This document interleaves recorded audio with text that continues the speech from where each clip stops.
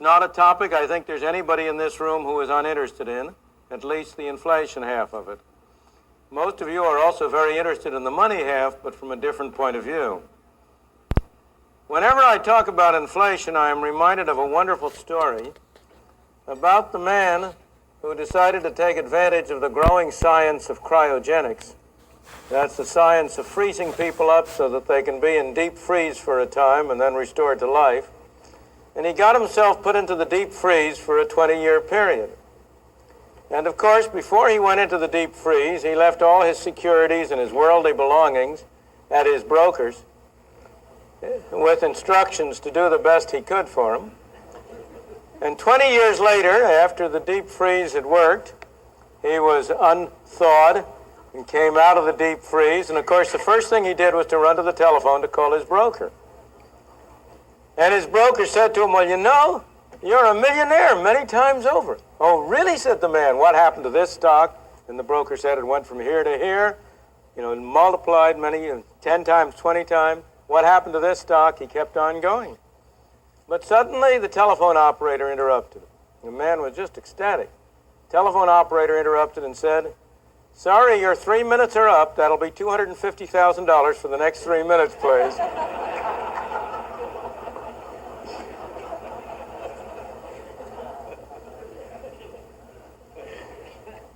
That's real inflation. That's at the moment a story, but it's not a story which does not have some examples in history. Inflation is a disease. It's a dangerous disease for a society. It is sometimes a fatal disease for a society.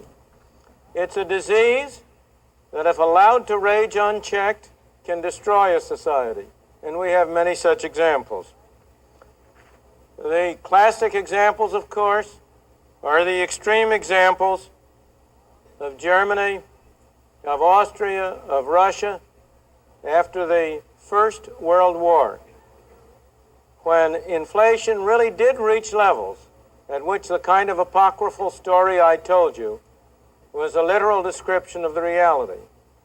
When inflation reached levels at which employers would pay their workers 3 times a day after breakfast, lunch, and dinner so they could go out and spend the money before it lost all its value. That's the real extreme cases. But you don't have to go to such extreme cases to see the enormous harm which inflation left unchecked can do. You have the many examples in South America. Brazil, before 1964, was brought down by an inflation that led to a revolution that toppled the existing government in order to stem the inflation. In the famous case of Chile, with Mr. Allende in power, he produced an inflation, which was one of the major factors that caused the economic catastrophe that led to the replacement of his government by a military dictatorship. We are nowhere near that stage in the United States, but it behooves us as a nation to pay attention to this disease, to ask ourselves, what is the cause of the disease? How do you cure the disease? What are the effects of the cure? What are the side effects of it? And what will happen if we don't cure it? And I propose to discuss the topic tonight under those headings, and then go on to consider in somewhat more specific detail the experience of the United States over the past decade or two and the present situation that we face. Now, the first step toward understanding the cause of inflation is to recognize that it is always and everywhere a monetary phenomenon. It's always and everywhere a result of too much money, of a more rapid increase in the quantity of money than an output. Moreover, in the modern era, the important next step is to recognize that today governments control the quantity of money, so that as a result, Inflation in the United States is made in Washington and nowhere else. Of course, no government any more than any one of us likes to take responsibility for bad things. We're all of us human. If something bad happens, it wasn't our fault. And the government is the same way. So it doesn't accept responsibility for inflation. If you listen to people in Washington talk, they will tell you that inflation is produced by greedy businessmen, or it's produced by grasping unions, or it's produced by spendthrift consumers, or maybe it's those terrible Arab sheiks who are producing it. Now, of course, businessmen are greedy. Who of us isn't? Trade unions are grasping. Who of us isn't? And there's no doubt that the consumer is a spendthrift. At least every man knows that about his wife.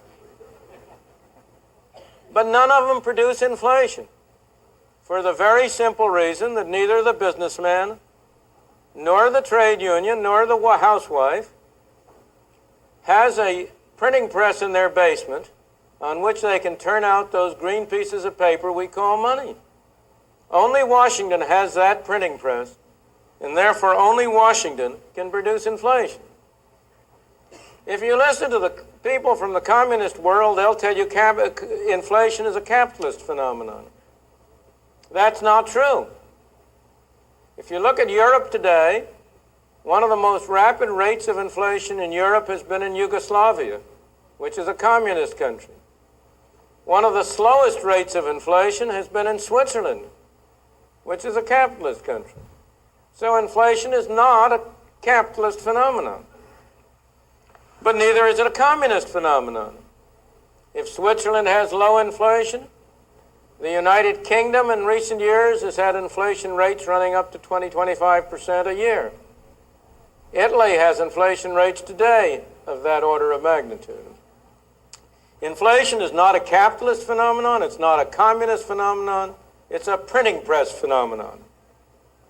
Now, in saying that inflation is a printing press phenomenon, in saying that inflation is always caused by a more rapid increase in the quantity of money than an output, you're only at the beginning of the problem, because you must distinguish the immediate cause from the more ultimate cause. You must ask, why is it that the quantity of money increases too rapidly? But before I go on to that question, I just want to settle for once and for all the point that inflation is a monetary phenomenon. That proposition has been documented over and over again. We have evidence for the United States. There has never in history been an extremely rapid increase in the quantity of money without an inflation. But in order to persuade you of this quickly and with a minimum waste of time, I have brought a few pictures along to show you that will graphically illustrate the proposition about the relation between money and inflation. And I'd like to, if we can start with the first of those slides now. Maybe you can make out that there are two lines on that chart. That chart is for the United States, and it covers the 13 years from 1964 through 1976. And one of those charts, the solid line, is the quantity of money per unit of output. And the other line, which is a dashed line, is the consumer price index. Those two lines cross at 1970 because that's the way they're constructed. Both of those series were expressed on 1970 as a base of 100 in order to try to get the two series in the same scale. But there is nothing whatsoever in the arithmetic of it to make those two curves the same elsewhere. And I may say that the quantity of money that's plotted there is the quantity of money for a year ending 6 months before the price index. So that you are not, there's nothing funny about that.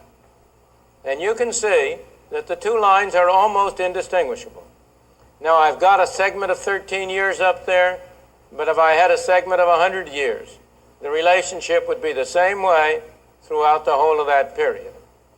But you may say that's only for the United States. But what about other countries? And so let's have the next slide. The next slide is for Germany for the same period. And again, you will see the same story. Now, the interesting thing here is that you can see that the quantity of money for a while in the later say in the 70s was running ahead of the price index, but now they're coming back together again. And that's a behavior you very often observe. The quantity of money per unit of output is a major factor that from the immediate sense determines the price index, but it doesn't operate instantaneously.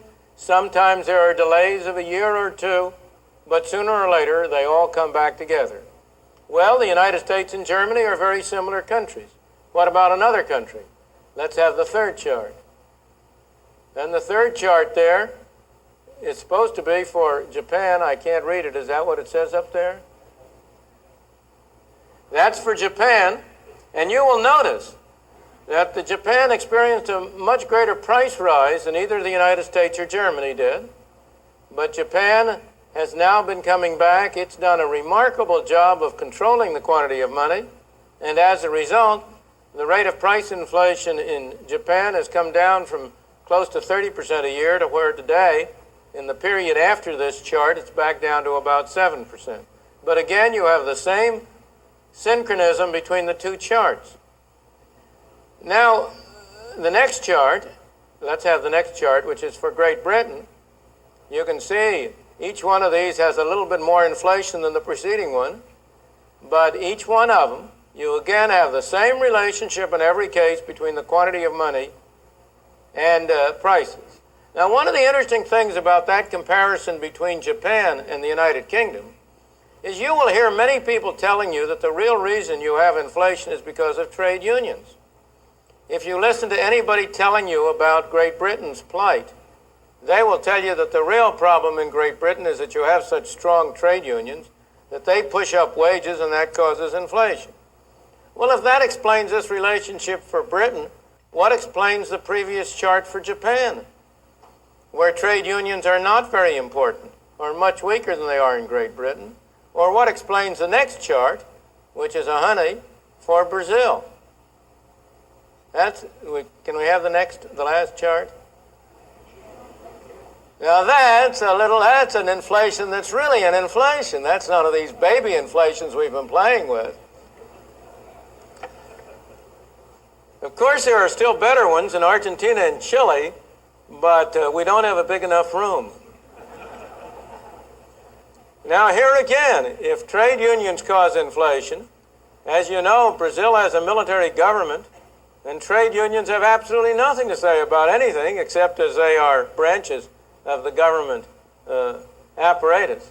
So that it's clear you cannot explain, in the case of Brazil, the inflation by trade unions, but you can see very clearly that you can explain it by changes in the quantity of money.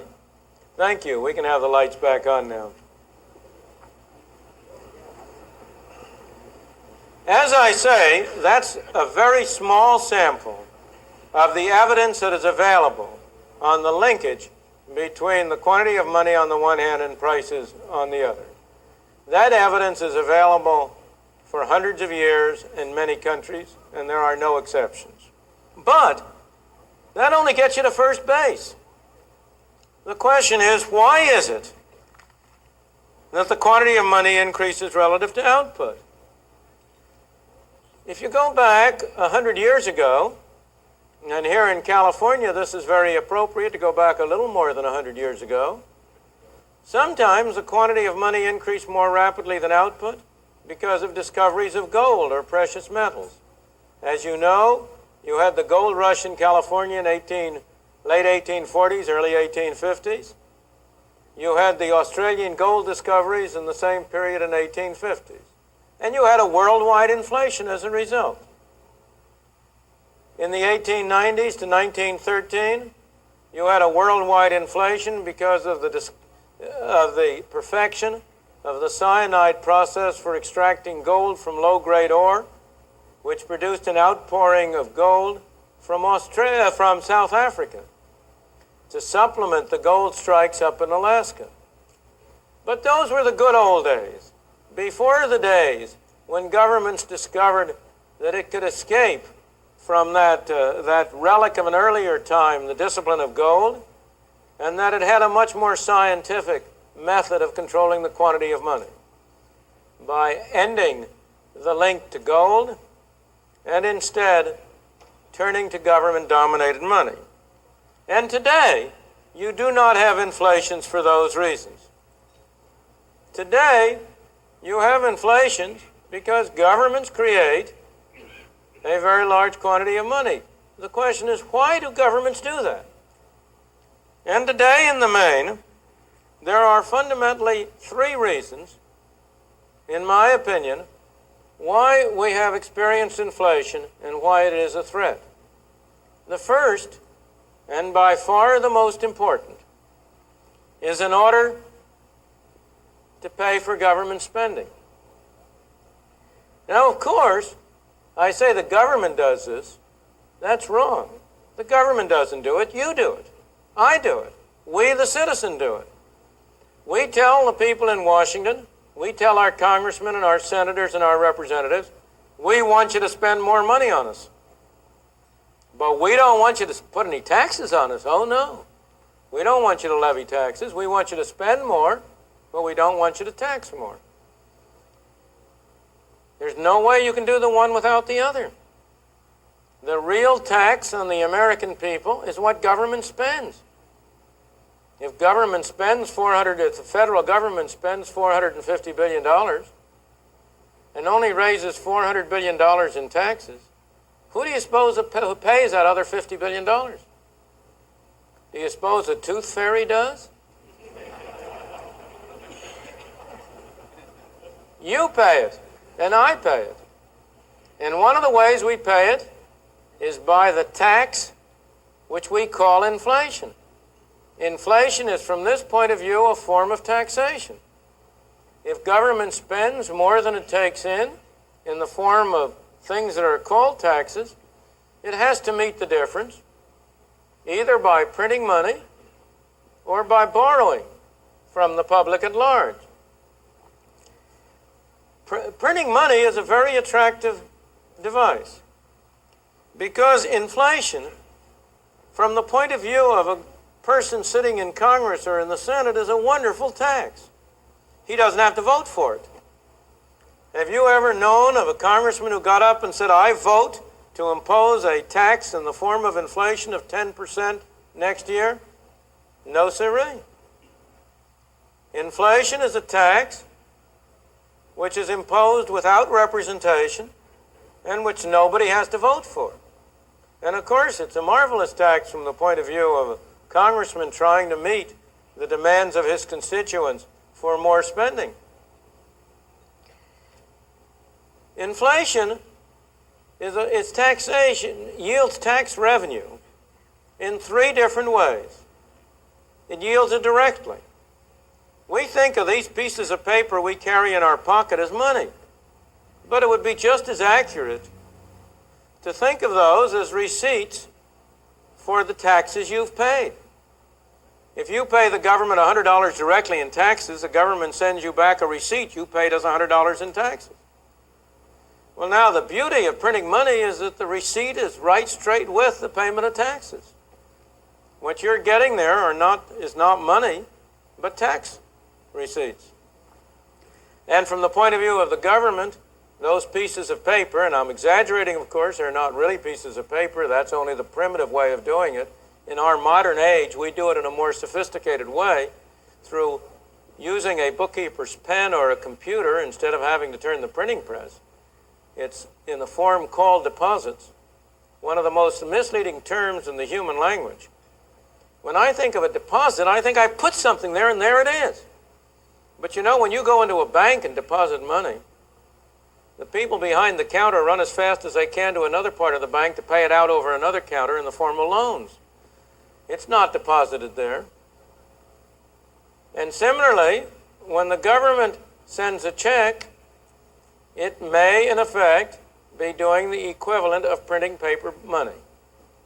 I won't go into the details of that process, you will get the right answer if you think of it strictly as printing paper money.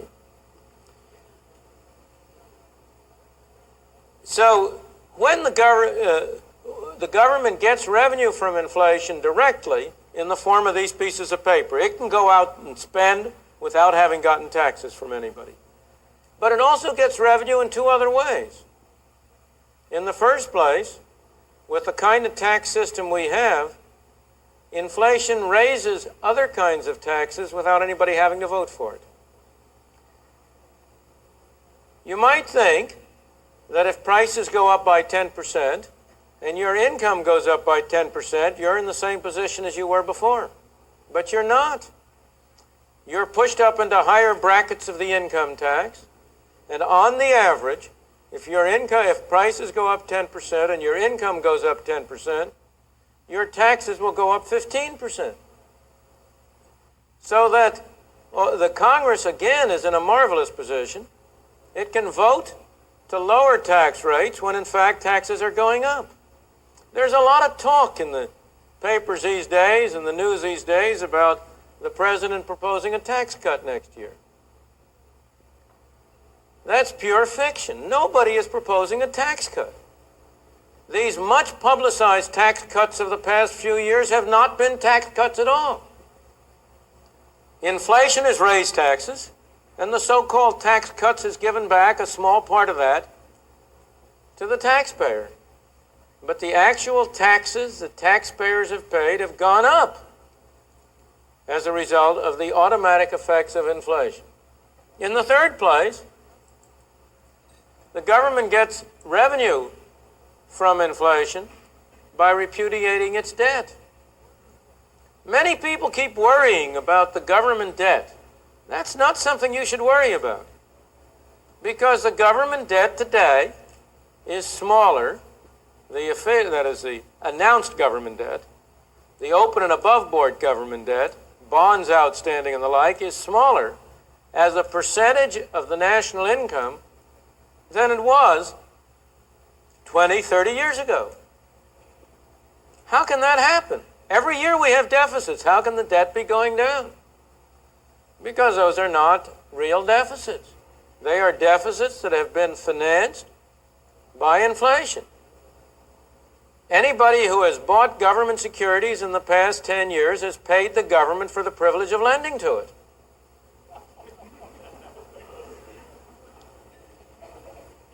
Anybody who has bought a long-term government bond and then redeemed it has gotten back an amount of money which has less purchasing power, less ability to buy goods and services than the sum he initially paid for the bond.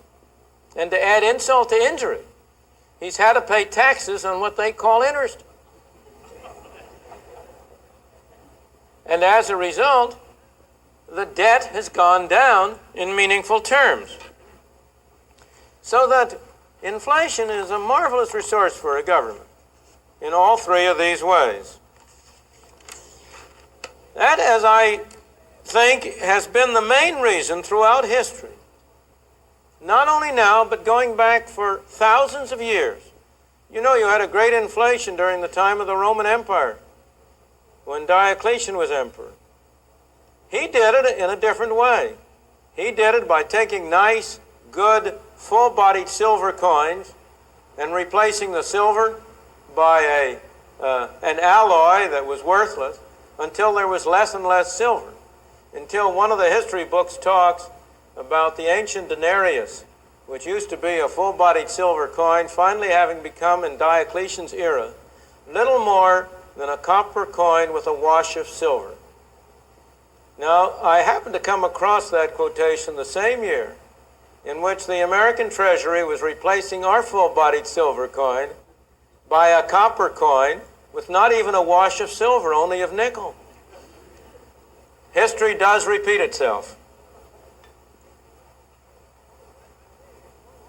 So that's been always throughout history a major reason why you have had creation of money to finance government expenditures. But we've added another reason in these days, and that's allegedly to promote full employment. In the post-war world, After World War II, every country in the West has had a full employment policy, which means not that we've had full employment. On the contrary, as you know, we've been having increasing unemployment in recent years. But that every time, for quite a period, there was a threat of unemployment or unemployment started to rise. There was a strong tendency by government to say, we've got to do something about this. We have to print more money. We have to spend more money. We have to stimulate the economy. The result of which has been to create an increased quantity of money that in the first instance has had some favorable effects on employment, but only temporarily, only so long as you could fool the people. And then, when people got on to what was going on, it came out in the form of inflation. In the United States, we've also had, and in most countries, a third, less important factor that has contributed to excessive increases in the quantity of money. And that has been mistaken policies by the central bank. Professor Segan referred to the mistake of the Federal Reserve Bank in the late 20s, early 30s. From 1929 to 1933, the quantity of money in the United States went down by a third. And that was a major factor that produced the catastrophe. That was a great mistake of the Federal Reserve. It learned from that mistake. Government agencies, like people, don't always make the same mistake the next time. They make a different one. And since that period, the central banks have tended to make the mistake in the opposite direction. Their mistake has almost always been caused by confusing their function, by thinking that they had something to do with interest rates, instead of recognizing that their real function was to control the quantity of money. Now, most of you will be inclined to say, well, that's all very well, but aren't there some important things you've left out? Of course, the most obvious thing you would have told me I left out was trade union behavior. But I hope I've already persuaded you that that's not a fundamental source of inflation. Trade unions may do a great deal of harm in a great many ways. Trade unions have done Britain enormous harm, but they are not responsible for Britain's inflation. Higher wages are in the main a consequence of inflation and not a cause of it.